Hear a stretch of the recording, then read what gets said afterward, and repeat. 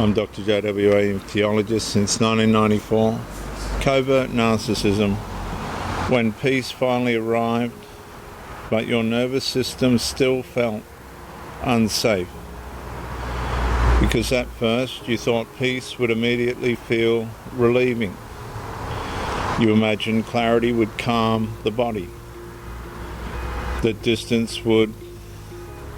Sorry viewers, just got a siren in the background there. The distance from the instability would automatically create emotional safety again. But recovery introduced a paradox you were never prepared for. The chaos stopped. Yet your nervous system still could not relax. That is the hidden damage trauma bonds create. Because the body does not instantly trust peace after prolonged conditioning around instability. Instead, calm can initially feel unfamiliar, emotionally flat, suspicious, incomplete, emotionally unsafe. And that contradiction confuses many people during recovery. They finally escape the instability, then begin missing the activation.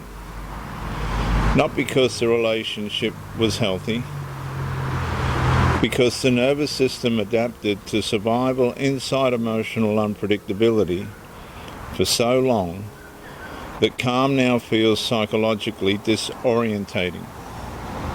Because viewers, trauma bonds do not only distort relationships, they distort the nervous system's relationship to peace itself.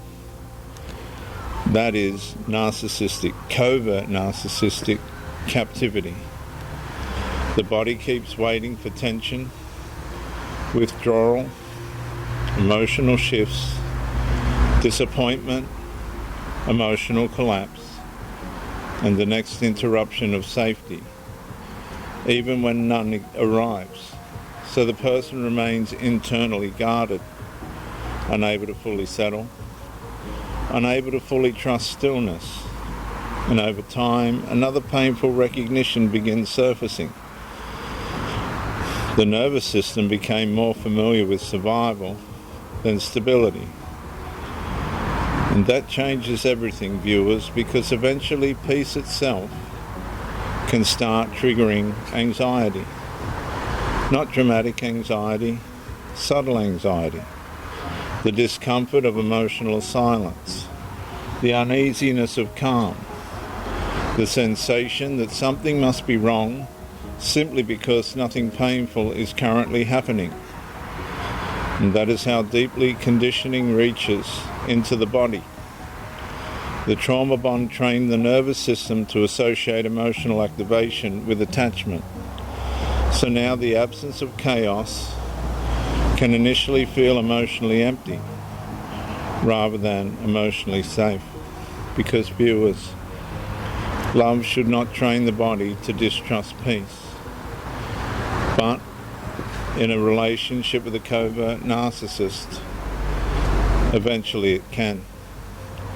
Especially after repeated cycles of emotional starvation, intermittent warmth, withdrawal, uncertainty, reconnection, hope interruption, and nervous system activation have conditioned the body to remain hyper alert to emotional instability. And this is where many people accidentally return, not because they consciously want the suffering back, because the nervous system mistakes familiar pain for emotional orientation. And the chaos felt terrible, but it also felt known, predictable in its unpredictability. And the body can become frightened of what it no longer recognizes. And that's why healing becomes deeper than separation. Healing itself requires retraining the nervous system to stop interpreting calm as danger and instability as connection. And that process feels profoundly uncomfortable at first. because recovery often feels emotionally unfamiliar long before it feels emotionally safe. But eventually another truth begins surfacing underneath the discomfort. The absence of chaos is not emptiness, it is space. Space to feel safety. Space to exist without emotional negotiation constantly consuming the nervous system. And slowly, the body begins learning something the trauma bond never allowed it to fully believe before. Peace does not have to be earned through suffering first. I'm Dr. J.W. Ayoub, Theologist, since 1994. Like, subscribe, comment to educate me, share to help somebody else. Bye for now.